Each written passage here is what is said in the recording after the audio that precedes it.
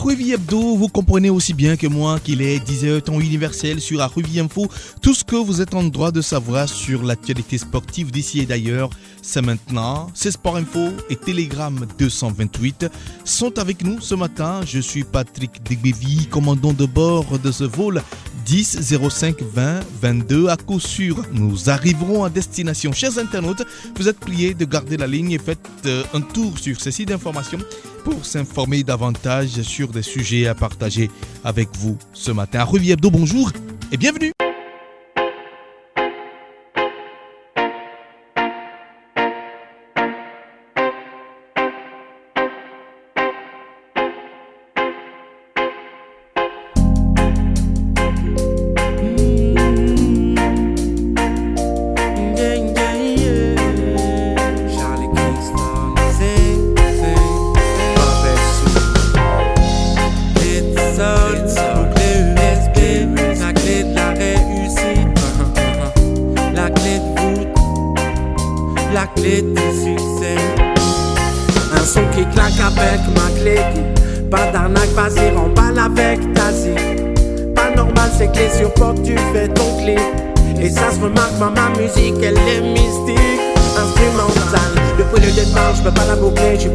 Je te mets ta raclée, je vais rien bâcler, j'ai tout déclaré, des champs à la clé, j'espère que c'est clair, c'est le moment clé, j'en suis la voûte, dans le mot-clé, sachez qu'il y a vous quand je dis unity, soyez au rendez-vous, vous êtes témoins clés, j'espère que c'est clair, j'espère que c'est clair massif, j'espère que c'est clair soon boy, j'espère que c'est clair massif, j'espère que c'est clair soon boy, boom boom yeah, qui a la clé du succès, la porte est fermée, comment avoir accès sans devoir s'armer.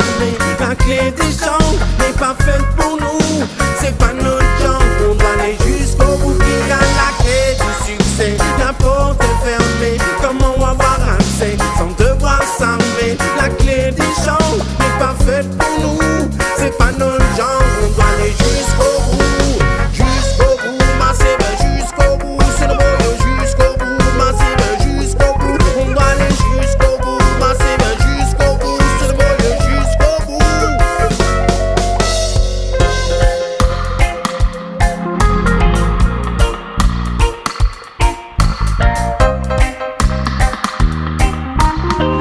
Première rédaction à joindre ce matin dans ce voyage, c'est Sport Info. L'administrateur principal Charles D'Ernesto est en ligne.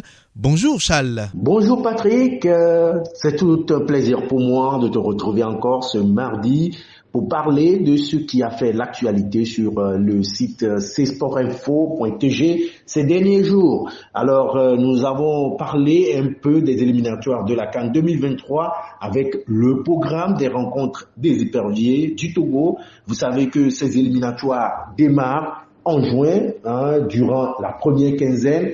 Les éperviers du Togo jouent à domicile le 3 juin. L'Eswatini, c'est en tout cas une rencontre à suivre par le public à domicile avant de s'envoler quelques jours plus tard pour le Cap-Vert pour défier les requins bleus de Cap-Vert. Toujours dans ces éliminatoires, il y a l'arbitre togolais Komlanvi Aklasso qui a été désigné par la CAF pour officier le match Niger-Tanzanie. Toujours au plan national, nous avons parlé du tirage au sort de la CAN féminine qui a eu lieu avec le Togo qui se retrouve dans la poule B avec le Cameroun, la Tunisie et puis la Zambie. Désormais, les éperviers dames connaissent le programme, le calendrier des rencontres lors de cette CAN qui a lieu au mois de juillet. Nous avons également parlé des préparatifs du tournoi UFOAB, cette compétition qui a réellement commencé samedi dernier. Les éperviers, bien avant leur départ, ont eu à livrer un match amical face à l'équipe de première division de l'association sportive de l'Office togolais des recettes. Alors, les éperviers se sont inclinés face à cette équipe de première division. Et tout comme cette défaite pour cette première journée des éliminatoires, oui, si on peut le dire, c'est un tournoi sous-régional. qualificatif pour la CAN U20. Le Togo s'est incliné d'entrée face au Bénin 1-0, c'était samedi. Alors ce mardi, les éperviers seront encore de nouveau sur le pré du stade général Sénécounché de Niamey pour sa deuxième sortie et ce sera face à la Côte d'Ivoire. Alors, cette compétition se joue sans le métronome Karim Derman, le joueur qui évolue à Feyenoord Rotterdam a été retenu par son club qui a estimé que cette période n'était pas sur la date, le calendrier FIFA comme une période où on devait libérer les joueurs. Donc, ce joueur manque énormément au milieu du terrain togolais. Nous avons également parlé de la démission du président de Fouaddan de Dapaon, il s'agit de Benjamin Larrey, qui a jeté le punch juste quelques mois après son élection à la tête de cette équipe de deuxième division. Au lendemain de sa démission, il a expliqué que les raisons sont d'ordre professionnel et personnel. Donc, l'équipe de Fouaddan évolue depuis quelques jours sans son président Benjamin Larrey qui a démissionné. Alors, toujours au cours de cette semaine, il y a eu le championnat de première division avec la phase des playoffs, le match en retard de la 4e journée qui a permis à Asco, vainqueur de l'AS Bina 3-0, de se détacher en tête du classement et d'être seul dans son fauteuil de leader. Asco a triomphé de l'AS Bina 3-0. Alors, nous avons également abordé la deuxième division. Nous avons abordé la deuxième division avec cette deuxième journée qui s'est disputée ce dimanche et qui a permis à Espoir de Tchélier d'enregistrer sa deuxième victoire de rang dans cette compétition et de prendre la première place après avoir infligé un score de 2-0 à l'Étoile filante. C'était hier dimanche à Atakpamé. Nous avons également parlé du mix martial art, le Muay Thai comme les gens aiment l'appeler. Lomé abrite la 8e édition de Lomé Fight Night International. Il s'agit d'une compétition qui regroupe en tout cas des combattants de diverses nationalités. Au total, 9 pays sont attendus le 14 mai à Lomé et notre compatriote Adams Zipli, alias Le Loup, sera à la conquête du titre UFK, Universal Fighters King, et il a pour adversaire un Brésilien qui est également champion sur le continent américo-latine. Et c'est ce Brésilien que notre compatriote va défier pour ce titre mondial. Il y a également d'autres titres en jeu, à savoir le Doppel Trophy. Il y a également un autre titre mondial qui est mis en jeu cette fois-ci en Muay Thai. Il y a également l'international togolais Fodo Laba qui a remporté son premier titre avec le club Al-Ain. C'était au cours de la semaine. C'est pour le compte de Pro League Cup aux Émirats Arabes Unis. Alors Al-Ain s'est imposé dans la séance des tirs au but après un résultat de 2 buts partout durant le temps réglementaire. Le but égalisateur, le premier but égalisateur était l'œuvre de Fodo Laba. Nous avons également abordé l'ouverture de la candidature pour le poste de sélectionneur des éléphants. On annonce déjà 2 anciens internationaux, à savoir Kolo Touré et Joël Théi, qui sont candidats au poste de sélectionneur adjoint. Voilà un peu ce qui a fait l'actualité sur le site C-Sport ces derniers jours. Vous allez faire un tour et vous verrez également d'autres informations comme comme Malcolm Barcola qui a annoncé sur le départ du côté de l'Olympique Lyonnais, Antoine Cedro réélu à la tête de l'association nationale des arbitres de football du Togo. Plein plein d'autres articles que vous aurez à lire sur le site csportinfo.tg. Merci à vous, Charles D'Ernesto. En attendant de joindre l'autre rédaction en ligne avec nous ce matin, votre site à Revue Info à découvrir sur le site Basketball Togo, étoile filante Dito gagne la Coupe de l'Indépendance. Football, Togo, adhésion du Congrès à la professionnalisation. C'est un autre article à découvrir à la une donc de Revue Info. Jenna également avec nous ce matin. Le site propose plusieurs articles que vous pouvez lire. Togo, basketball, la Coupe de l'Indépendance à Dito de Lomé. Autre article, Togo, football, Anafoot en congrès électif ce samedi. FTF, les clubs, ligues et associations membres sont en congrès ordinaire. Togofoot.tg également avec nous. Le site propose des sujets, notamment la D2, les playoffs, la deuxième journée, le programme. Cette deuxième journée de la D2 a été déjà disputée. Oui, vous pouvez retrouver également les résultats de cette deuxième division, les playoffs de cette deuxième division à la une donc de togofoot.tg.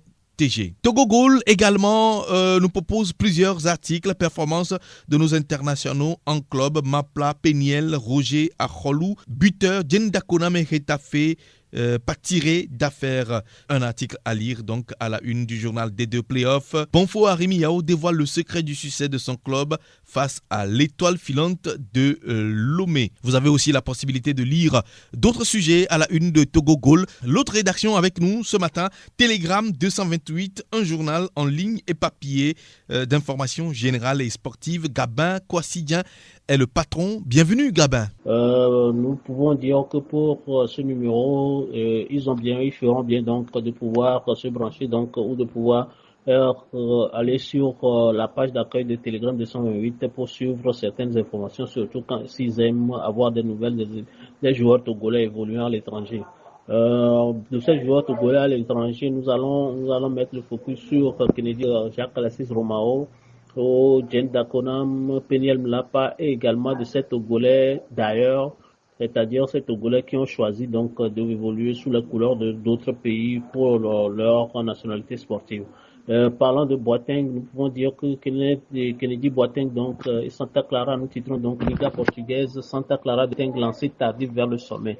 Là, nous faisons donc allusion donc à la situation du club de ce joueur, le club qui s'est lancé finalement tardivement donc vers le sommet après avoir végété donc en queue, qui a végété donc dans la zone rouge de ce championnat avant de pouvoir se reprendre et de se positionner pendant plusieurs journées donc en milieu de tableau avant de se lancer maintenant à rien que de la fin de la saison, puisque c'était l'avant-dernière journée de ce championnat qui a été disputé le week-end passé. Le club a enregistré une victoire donc sur un adversaire, le Pacos Ferreira, une victoire de 2-0 qui permet donc à Boateng et son club de pouvoir donc se lancer vers le sommet, c'est-à-dire la première partie du tableau, actuellement 7e, donc à une journée de la fin de ce championnat. Mais il est toutefois à noter que Kennedy Boateng n'a pas pris part à la rencontre du week-end dernier. Ensuite, nous parlerons donc de Jacques Alexis. Nous pouvons dire que c'est quelque chose de sérieux, quelque chose d'intéressant qu'ils sont également en train de réaliser au niveau des playoffs de la relégation, au niveau du championnat grec de première division. Nous titrons donc Grèce, play-off, relégation, le 4 à la suite du doyen Romao et les siens. Donc, lui et son club, le Ionikos, le Pirée, ont réalisé donc un nouveau succès, c'est le cas. Donc, au niveau pendant ces playoffs, nous espérons donc que ces succès vont permettre au club de pouvoir assurer son maintien à la fin. Ensuite, il est question également de Djendakonam. Parlant de Djendakonam, nous pouvons dire que son club n'est toujours pas, nous titrons donc Liga maintient donc Rita de Djendakonam, toujours pas tiré d'affaire. Nous faisons donc allusion dans cet article sur Telegram 228, nous faisons donc allusion au fait que le club du joueur togolais n'est toujours pas assuré de son maintien et est toujours à la portée des clubs de la zone rouge de ce championnat et peut toutefois être dépassé si jamais le club ne faisait pas quelque chose de bon pour les 3 prochaines journées. Nous espérons qu'ils vont donc se ressaisir et travailler dur pour pouvoir assurer ne serait-ce ce maintien pour la suite de l'aventure. Et enfin, nous parlerons également toujours au niveau de ces Togolais qui ont effectivement accepté jouer au niveau de leur championnat. Nous avons choisi, il y a Peniel Mlapa, nous titrons donc Football Émirat. Peniel n'a pas suffi. Peniel n'a pas suffi, nous le disons, parce que au cours du week-end, le club était en déplacement donc chez le Shabab Al-Hilal et l'international togolais a inscrit l'unique but du club, le but réducteur donc de cette partie, puisque le club a été mené déjà rien qu'en première partie par 2-0 avant que le Togolais n'inscrive un but à la 62e minute de jeu, un but qui amène le score à 2-1, mais un but qui n'a pas été suivi par un autre but d'un joueur ou de lui-même. Et donc, c'était une défaite qu'a engrangé ou a enregistré donc Al Ittihad Kalba. Al Ittihad Kalba qui est 10e du championnat au terme de cette 14e journée avec ses 24 points, 5, alors que nous sommes à 4 journées de la fin de ce championnat. Donc 4 journées qui vont être très décisives pour Peniel Mlapa et son club s'ils veulent se maintenir au niveau de ce championnat. Et enfin, nous allons parler donc des Togolais d'ailleurs, comme nous l'avons dit, les Togolais d'ailleurs, nous parlerons de Kodi Gakpo et de Corentin Tolisso. Kodi Gakpo, lui, il a connu un week-end un peu bon, comme on pouvait le dire personnellement. Donc, il a été auteur d'un doublé lors du déplacement donc du PSV Eindhoven chez donc le Feyenoord Rotterdam. Le joueur togolais a inscrit 2 buts pour son club avant que le club ne se fasse rattraper par 2 buts, un but réducteur et un but égalisateur. Donc également un doublé donc de Cyril Dessert donc en faveur de Feyenoord Rotterdam. 2-2, ce fut le score à l'arrivée. Il est à noter que le PSV Eindhoven donc est le dauphin du leader à l'Ajax d'Amsterdam et à 4 points. 4 points séparent donc les deux équipes. Alors qu'il reste encore 2 journées, le club du Togolais a besoin du Togolais d'origine, mais qui a choisi pour nationalité sportive le Néerlande ou les Pays-Bas. Le club a besoin donc de 2 victoires, de ces 2 victoires et espérer donc on ne faut pas peut-être le leader pour pouvoir passer devant et remporter ce championnat. Ensuite, il y a Corentin Tolisso. Pour le cas Corentin Tolisso et le FC Barcelone, le Bayern de Munich, nous pouvons dire que le Bayern de Munich, pour sa part, est déjà champion donc de la Bundesliga allemande et que le club était le week-end en déplacement donc chez le VfB Stuttgart et ils ont réalisé donc un nul également de 2-2. Le joueur d'origine togolaise donc est rentré en jeu à la 72e minute et a disputé le reste de la rencontre avec les siens. Et pour finir donc Patrick, pour boucler vraiment la boucle, nous allons quitter du football donc au handball pour vous parler donc de cette heureuse nouvelle qui est arrivée. Donc nous en parlons dans nos colonnes, à savoir sous le titre donc handball, IHF International Handball Federation, une Togolaise à la tête de la commission médicale de la FIFA du handball mondial. Cette Togolaise retenait tout simplement qu'il s'agit de la ministre des Loisirs, Madame Dr Lydie Bessi-Kama, qui a été donc élue ou nommée donc à la tête de cette commission médicale de la Fédération internationale de handball, c'est-à-dire la FIFA du handball mondial. Donc, dans l'article, les lecteurs peuvent découvrir les attributions au niveau de cette commission et le travail qu'aura à faire Lydie Bessi-Kama et ses 5 autres pairs qui sont choisis au sein de cette commission médicale de l'IHF. Merci Patrick, c'est tout pour ce jour. Nous espérons vous retrouver encore la semaine prochaine pour d'autres informations sportives sur Telegram 228.com.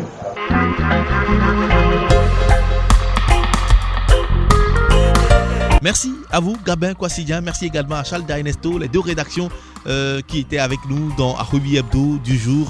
Nous vous disons merci à toutes et à tous, chers internautes. Faites un tour sur ces sites dont nous avons partagé des infos avec vous ce matin. Arubi Hebdo vous donne rendez-vous mardi prochain.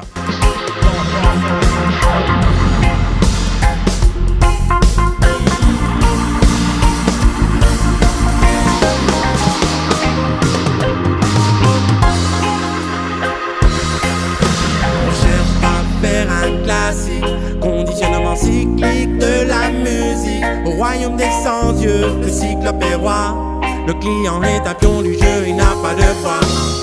La clairvoyance prévoyance est inclure dans nos vies. Non, non, je ne suis pas king, je donne juste mon avis. J'éclaircis mon esprit, la clémence est à lui. On ne s'incline pas devant l'industrie, éclectique et l'acquis.